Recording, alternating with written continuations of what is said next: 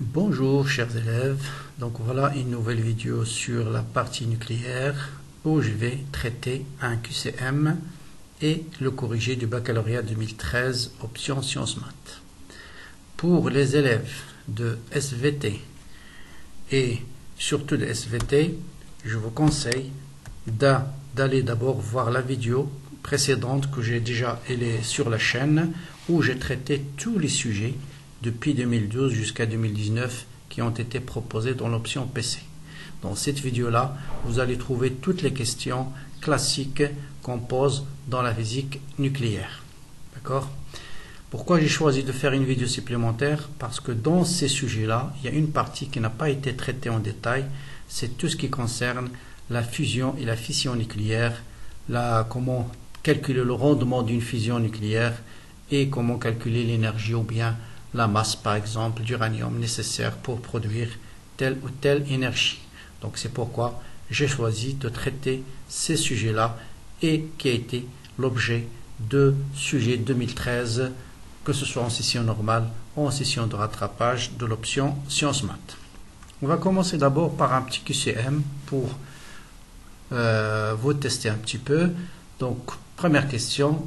On vous demande de vérifier que le nombre de noyaux présents dans 1 gramme de noyau de deutérium, c'est 3 10 puissance 23 noyaux. On vous donne la masse du noyau. Donc, si on vous demande de calculer le nombre de noyaux dans une masse donnée, comment il faut faire? Bien sûr, tout de suite, on vous donne toujours les masses en grammes ou en kilogrammes. Donc, la première chose, c'est de transformer la masse du noyau en kilogrammes. Donc, la masse du deutérium, c'est 2,01355 unités de masse atomique. Il faut la multiplier, sachant qu'une unité de masse atomique, c'est 1,66 10-27 kg. Donc, voilà la masse du noyau en kilogrammes. D'accord? Maintenant, pour savoir combien contient 1 gramme de deutérium, combien de noyaux, c'est simple, il suffit de diviser le 1 gramme là par la masse d'un seul noyau. D'accord? Voilà, c'est simple, règle de 3. Un noyau pèse 3,34 10 puissance 27 grammes. Donc dans 1 kg, vous avez X noyaux. Donc X est égal à la masse divisée par la masse d'un noyau. D'accord? Et ça vous donne 3 10 puissance 23 noyaux. Deuxième chose que je vais rappeler avant d'aborder le sujet, c'est la courbe d'Aston. Donc vous rappelez qu'est-ce qu'on tire à partir de cette courbe-là. Il y a deux informations, que les noyaux légers, ils ont une énergie de liaison qui est faible. Donc là, faites attention, c'est moins l'énergie de liaison par nucléon. Et les noyaux qui sont très lourds aussi, ils ont une énergie de liaison plus petite que les noyaux qui se trouvent au milieu de la chaîne du tableau de Mendeleïev. D'accord? Donc ce sont les noyaux légers et les noyaux lourds qui sont susceptibles de faire des réactions nucléaires. Pour les noyaux légers, c'est la fusion, c'est-à-dire deux noyaux légers se fusionnent pour former un noyau lourd. Et pour les noyaux très lourds, au contraire, c'est la fission, c'est-à-dire un neutron par exemple, va percuter un noyau d'uranium pour donner deux noyaux de taille moyenne. Donc voilà la signification de cette courbe-là qu'on appelle courbe d'Aston. Je rappelle aussi ce que c'est que l'unité de masse atomique. Bon, je pense que tout le monde le connaît. Par définition, une unité de masse atomique, c'est 1 sur 12 la masse de l'atome de l'isotope 12 du carbone. Et comment on arrive à une unité de masse atomique en kilogrammes? La masse d'une mole, et une mole, c'est-à-dire n Avogadro atome, et n Avogadro, nombre d'Avogadro, c'est 6,022 10 puissance 23. Donc 6,02 10 puissance 23 atomes de carbone pèse 12 grammes. Donc 1 sur 12, un seul atome, donc il va peser combien? Il va peser 12 divisé par le nombre d'Avogadro en grammes, ou bien 12 10-3 divisé par le nombre d'Avogadro en kilogrammes. Donc on remplace ici le nombre d'Avogadro par 6,022 10 puissance 23, et voilà ce qu'on obtient. Donc une unité de masse atomique, c'est 1,6605 10-27 kg. Pourquoi on choisit de travailler en unité de masse atomique? Parce que la masse des particules, elle est très très faible. Au lieu de travailler avec des puissances 10-30, -29, il vaut mieux de travailler avec 1 unité de masse atomique, 1,5, 2. Bien. Donc voilà le petit QCM que je vous propose avant d'aborder le sujet. C'est le suivant. Donc cochez la bonne réponse. Des questions faciles, mais des questions qui sont très intéressantes. Je commence par les questions très faciles. La radioactivité est-elle un phénomène naturel ou artificiel? Vous avez choisi quoi? Bien, si vous avez choisi artificiel, c'est que votre réponse elle est fausse. Donc c'est, bien sûr, elle est naturelle. La radioactivité est un phénomène spontané ou provoqué par un bombardement de neutrons. Votre choix. Donc si vous avez choisi spontané, c'est que votre réponse elle est correcte. Tous les noyaux radioactifs sont instables. Est-ce que c'est vrai ou faux? Bien sûr, c'est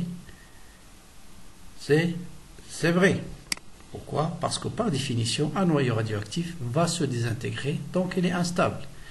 Quelle est la raison particulière pour laquelle un noyau instable se désintègre soudainement?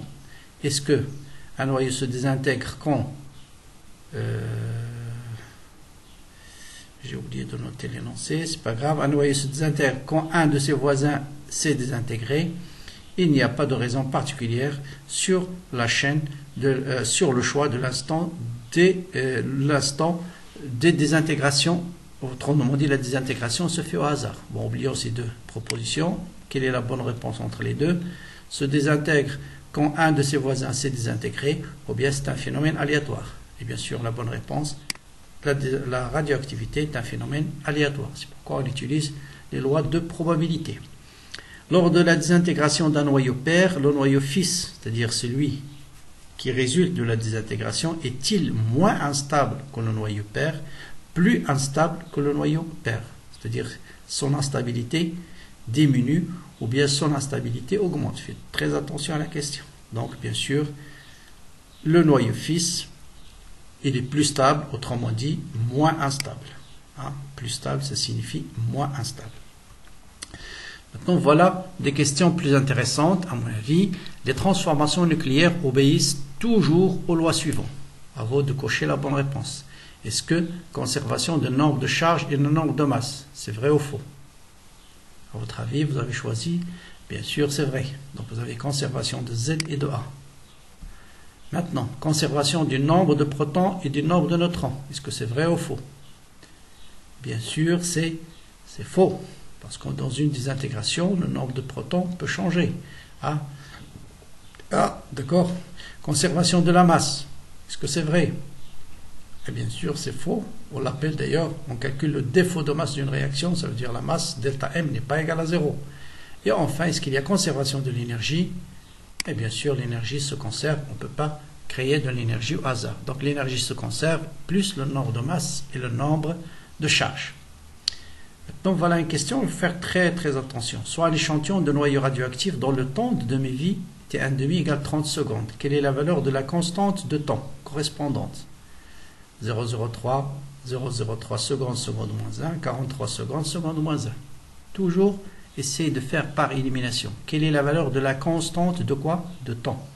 Donc déjà, je dois éliminer tout ce qui est T-1. Au moins, je minimise l'erreur.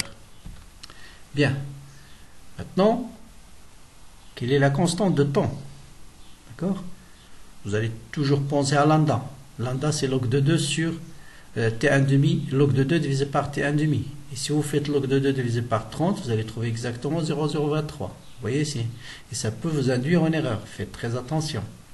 D'accord? On écrit exponentielle moins lambda fois t, ou bien exponent, qui est égal bien sûr à quoi? À exponentielle. On va l'écrire comme la constante de temps, comme on fait en électricité, moins t sur quoi? Sur taux. Et c'est taux qu'on appelle la constante de temps. Et vous voyez que taux, c'est 1 sur lambda. Donc si vous calculez cette fois-ci T1,5 sur log de 2, vous allez trouver bien sûr 43 secondes. Donc la bonne réponse, c'est 43 secondes. Donc voilà aussi une autre question piège. Un échantillon a une activité de 480 becquerels. Le nombre moyen de désintégration en une minute, est-ce que ce chiffre-là, 28 800, 480 ou 8? D'accord? Donc quelqu'un peut dire tout de suite Becquerel, bien sûr, Becquerel c'est des intégrations par seconde, il va cocher rapidement 480. Mais faites attention, on vous dit en une minute. Le nombre moyen de noyaux désintégrés en une minute. Donc 480 Becquerel, ça veut dire 480 désintégrations en une seconde. Donc en une minute, il faut multiplier par 60. Et la bonne réponse, bien sûr, c'est 28 800. Donc voilà pour ce petit entraînement. Passons aux choses sérieuses. Donc voilà, le sujet est très intéressant. Essayez de le faire, même pour les étudiants d'EPC, bien sûr. Donc un réacteur nucléaire fonctionne avec l'uranium qui est constitué de 3% de l'uranium fissible. Qu'est-ce que ça signifie fissible? Ça veut dire susceptible de subir la réaction de fission.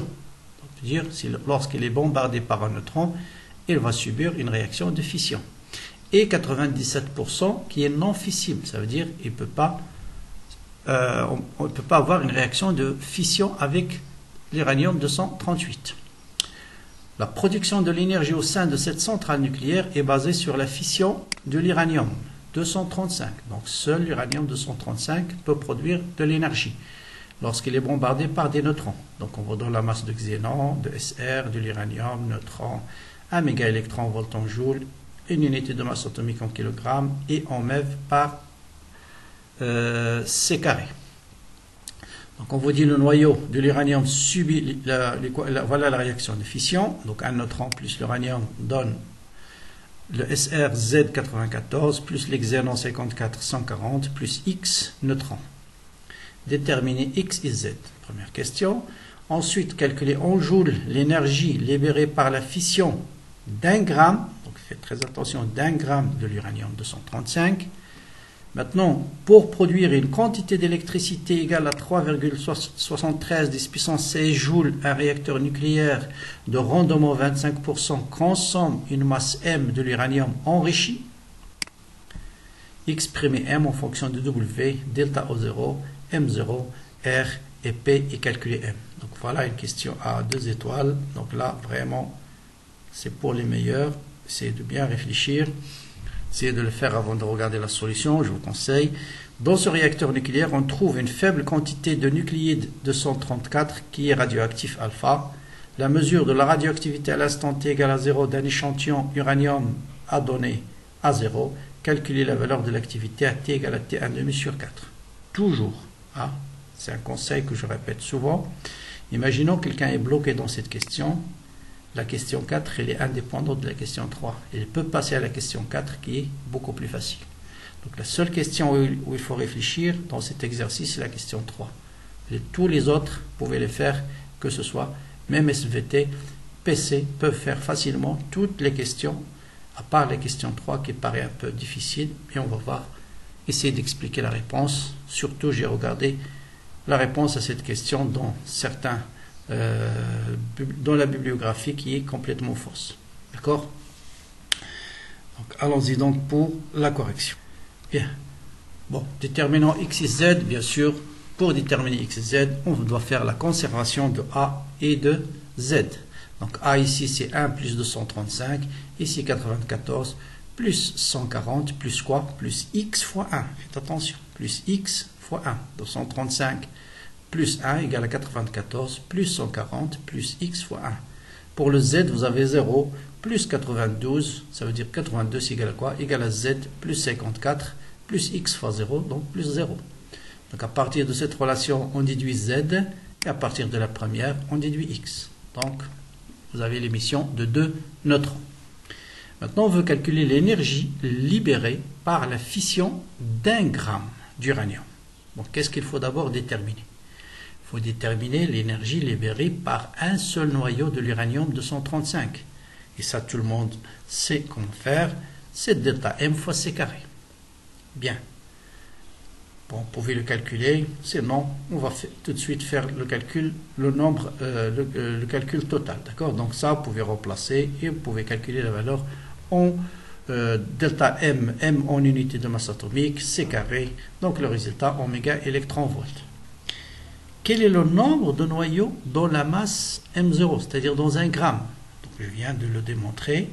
Le nombre de noyaux, le nombre de noyaux dans un Gramme, c'est la masse divisée par la masse d'un noyau. D'accord? C'est ce qu'on a fait tout à l'heure dans les rappels. Ça, c'est une relation importante. On vous donne une masse, on vous donne la masse d'un noyau, et on vous dit combien de noyaux dans cette masse-là.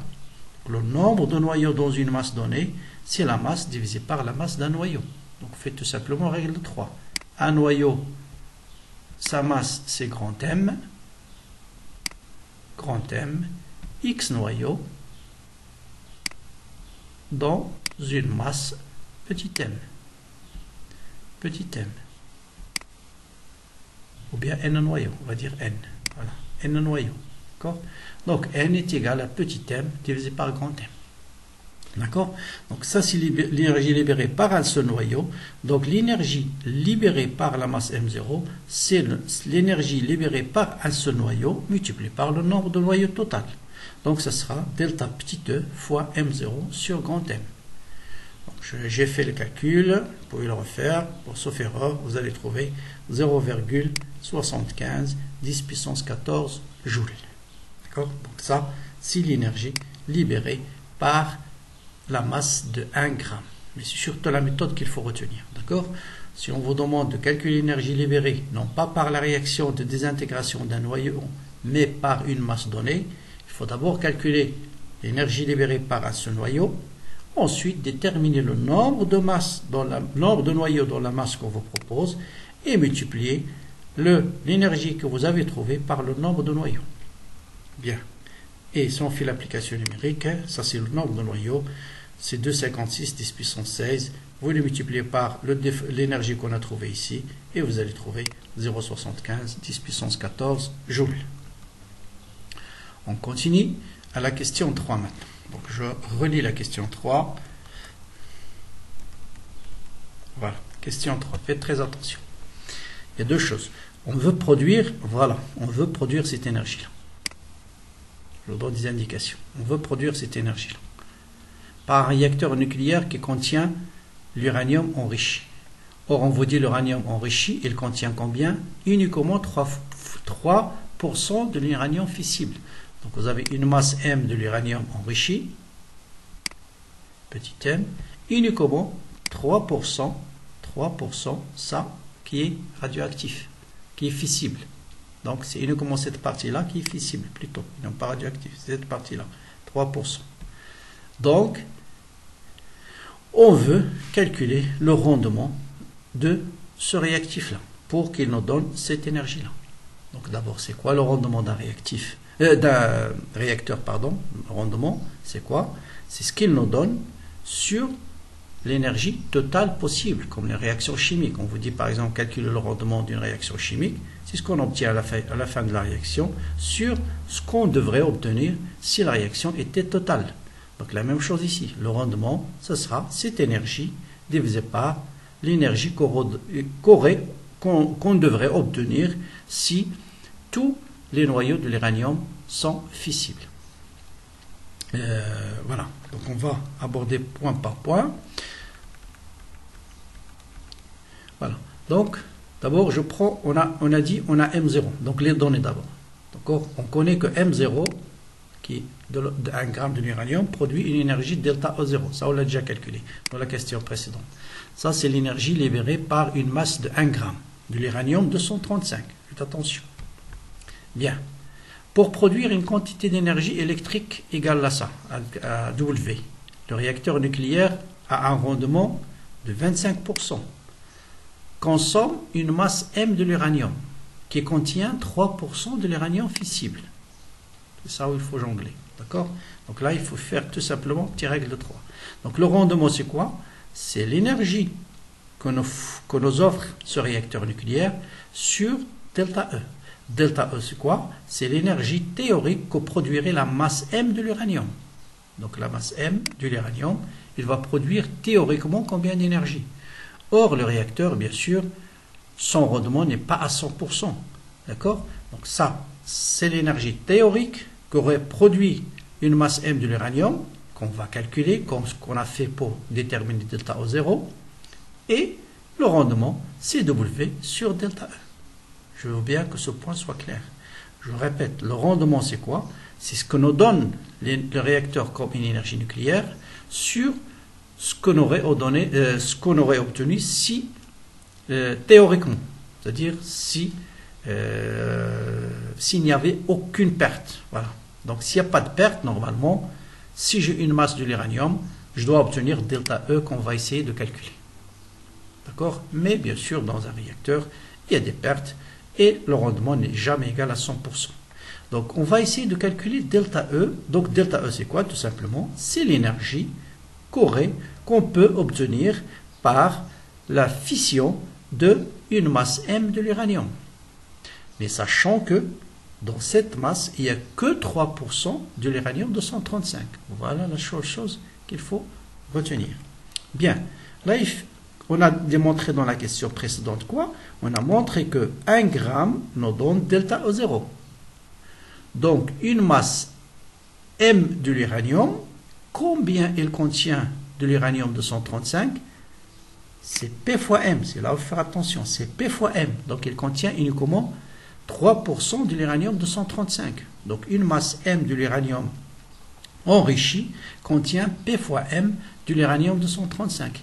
Et ces P fois M là va nous donner une énergie théorique de delta E. Et vous voyez, par simple règle de 3, on peut calculer ce delta E. Donc delta E est égal à P fois petit m fois delta O0 sur M0. Très bien. Donc vous connaissez delta E, on connaît R, on connaît W. Donc là, on peut remplacer. Je calcule delta E ici qui est P fois M sur M0 fois delta O0 et je le calcule à partir de cette relation qui est W sur R. Et donc, je peux répondre à la question, la masse de l'uranium qu'il faut fournir pour obtenir ce rendement et cette énergie-là, c'est W fois M0 qui est 1 gramme sur P qui est 3% sur fois R qui est le rendement 25% fois delta O0 qu'on a déjà calculé dans la question précédente. Et quelle sera l'unité de cette énergie-là? Donc delta O0 c'est en joules, W c'est en joules, donc on va se simplifier. P fois R ce sont des normes, donc ce sera l'unité de M0. Donc ce sera bien sûr en grammes.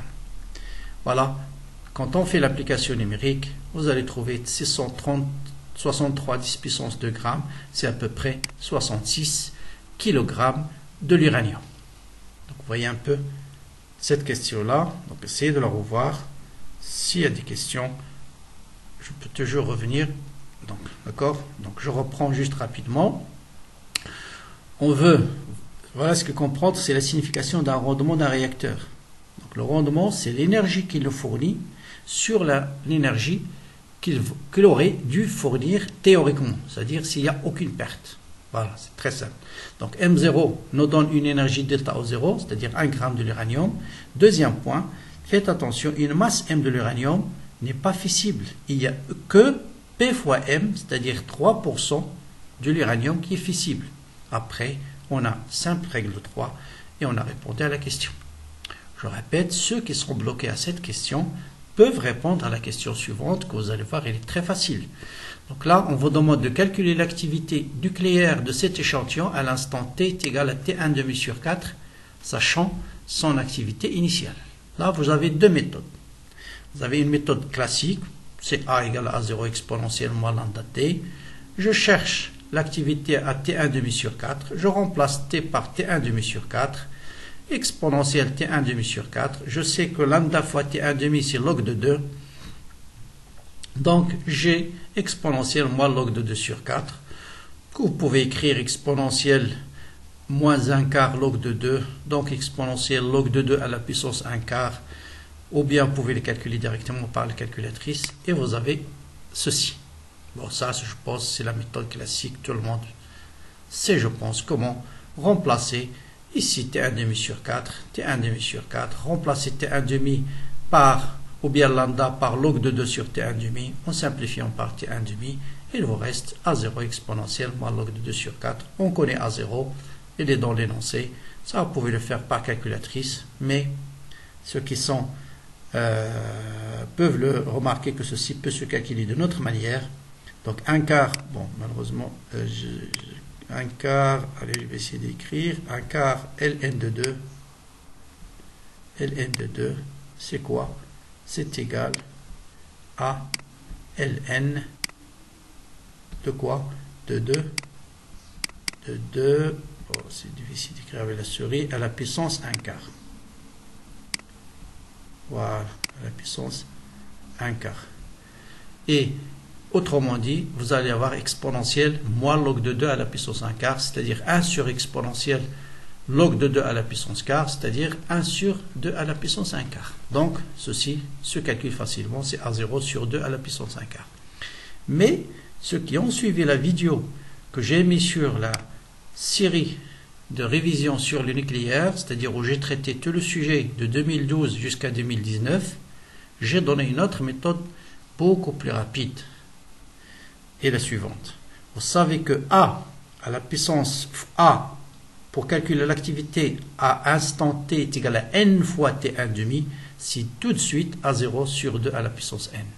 Donc ça, j'ai fait la démonstration dans la vidéo du nucléaire. Donc A, je répète, A, l'activité ou bien le nombre d'atomes, c'est la même chose, ou bien la masse aussi, à un instant qui est égal à n fois t1 demi, n ici c'est 1 quart, c'est égal à A0 tout de suite sur 2 à la puissance n. Et vous voyez, là, ça se calcule beaucoup plus facilement, on est sur ligne.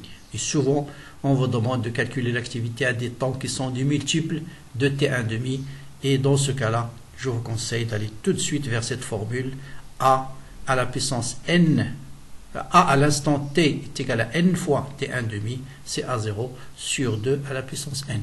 La démonstration, je l'ai faite sur la vidéo réservée au thème de nucléaire.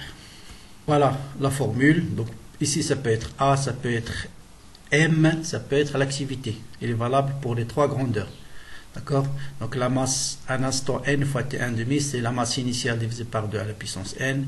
L'activité à l'instant n fois t1 demi, c'est l'activité initiale sur 2 à la puissance n.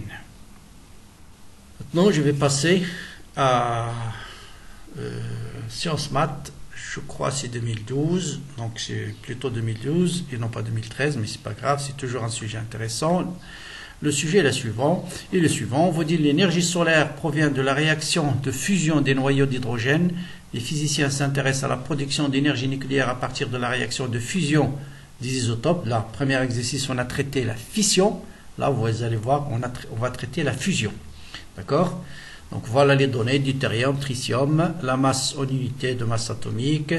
Voilà la radioactivité β- de tritium. On vous dit le nucléide H13 est radioactif β-. Sa désintégration donne lieu à un isotope de l'élément d'hélium. Écrire l'équation de désintégration. On dispose d'un échantillon radioactif du nucléide H13 contenant N0 nucléide à l'instant t égale à 0, soit N le nombre de nucléides à l'instant t. Le graphe de la figure 1 représente les variations de log de n en fonction de t. Déterminer t1 demi. Donc ça aussi c'est des choses classiques, comment déterminer t1 demi à partir de log de n en fonction du temps. Ça c'est une question qui arrive souvent dans les examens et les concours. Maintenant on va travailler avec la fusion. La courbe de la figure 2 représente les variations de l'opposé de l'énergie libre par nucléon. Déterminer parmi les intervalles 1, 2, E3 indiqués sur la figure, celui dans lequel les nucléides sont susceptibles de subir une fusion. Est-ce que les régions, les noyaux légers, moyens ou les noyaux lourds? Donc l'équation de la réaction de la fusion des noyaux de deutérium et du tritium s'écrit. Bon voilà, on vous donne déjà la réponse de la question suivante. Hein? On peut extraire 33 mg du deutérium à partir d'1 litre de l'eau de mer, calculer en mégaélectronvolts la valeur absolue de l'énergie qu'on peut obtenir à partir de la réaction de la fusion du tritium et du deutérium extraite à partir d'1 mètre cube de l'eau de mer. Donc, vous voyez, si on fait la fusion de noyau de deutérium qu'on va extraire à partir uniquement d'1 mètre cube, voilà, on va voir qu'on va obtenir une énergie énorme. Bon, allons-y donc pour la réponse. Comme d'habitude, essayez d'abord de bloquer la vidéo et faire d'abord votre proposition. Donc, quelle est l'équation de désintégration de H13, sachant que le type de désintégration c'est β-. Voilà, il suffit de faire H13 dans le β-, d'accord. Ensuite, vous mettez X, A, Z. Donc ici 1 moins 1, 1 est égal à moins 1 plus combien? Donc il faut avoir ici 2. Et 3 plus 0, 3 est égal à 0 plus A, et donc A doit être égal à 3. Donc c'est l'hélium de 3. Bon, ça c'est facile. Calculer, voilà quelque chose qu'il faut absolument savoir. Tout le monde doit savoir comment déterminer T1,5 à partir de cette courbe-là. Parce qu'on vous donne le nombre de noyaux qui restent à l'instant T en fonction du temps. Voilà ce qu'on fait. Donc vous avez n, c'est n0 exponentielle moins lambda t. Puisqu'on a représenté log de n en fonction du temps, je dois calculer d'abord log de n. Donc log de n, c'est log de n0, c'est log de a plus log de b. Et log de l'exponentielle, c'est moins lambda t. Le log de exponentielle a, c'est a. Donc ça, c'est de la forme quoi? Y, je peux l'écrire égal à quoi? Est égal, une constante, je l'appelle b, moins a fois x. Supposons que ça, log de n, c'est y, t, c'est x. Vous voyez que log de n, c'est y égale à b, bon, constante b, moins ax. Donc c'est une droite. Quelle est la pente de cette droite? C'est moins a. Et la pente ici, c'est moins lambda. Donc moins lambda, c'est la pente de la courbe log de n en fonction de t. Voilà ce qu'il faut bien comprendre. Moins lambda, c'est la pente, parce que pourquoi? Log de n, je peux l'écrire y est égal à b moins ax. Et une droite de la forme y est égale à b plus ax, la pente c'est a. Donc là, vous voyez bien, la pente c'est moins a, c'est-à-dire moins lambda. Donc pour calculer la pente, je prends deux points, ils sont déjà donnés dans la courbe, celui-là. Quelles sont les coordonnées de celui-là? 0 et 50. Et puis celui-là, quelles sont les coordonnées de ce point?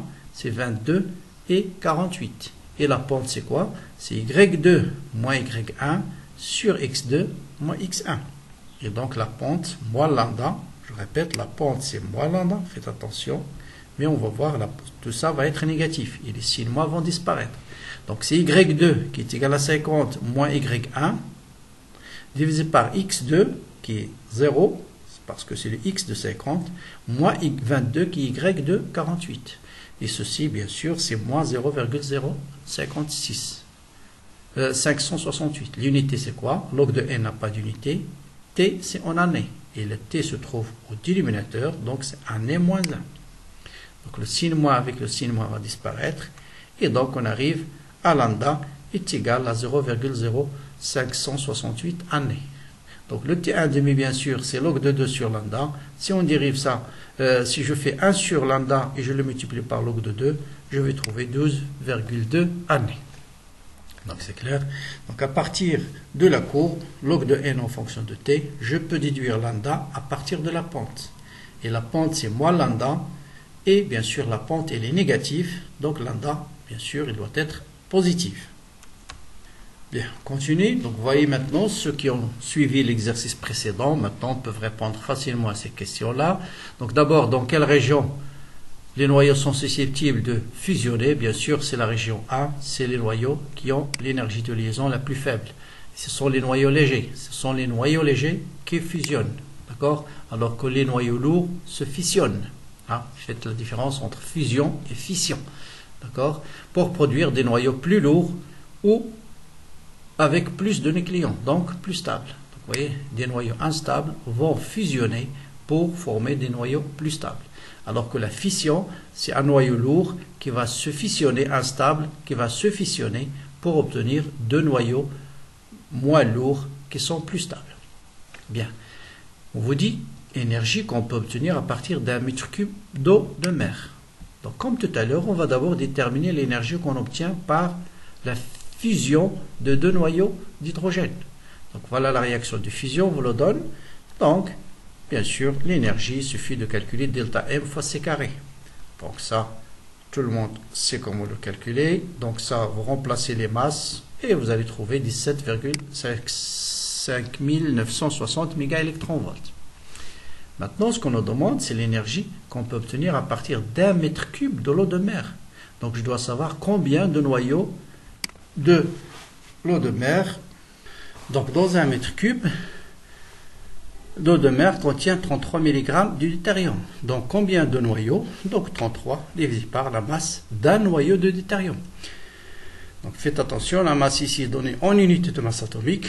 Il faut le multiplier par l'équivalent d'une unité de masse atomique en kilogrammes, c'est-à-dire 1,66 10-27 kg. Et 33, bien sûr, c'est milligrammes. Il faut le transformer en grammes. D'accord? Et ça, donc, c'est en grammes. D'accord? Et voilà, donc, le nombre de noyaux. Donc, l'énergie qu'on peut obtenir, c'est le nombre de noyaux fois l'énergie que peut donner un seul noyau. Bien sûr, là, c'est une énergie théorique, là aussi. Hein? D'accord? S'il y a un réacteur, bien sûr, ce qu'on trouve en général, c'est beaucoup plus faible que ça. Donc, théoriquement, on devrait obtenir 1,73 10 puissance 26 mégaélectronvolts.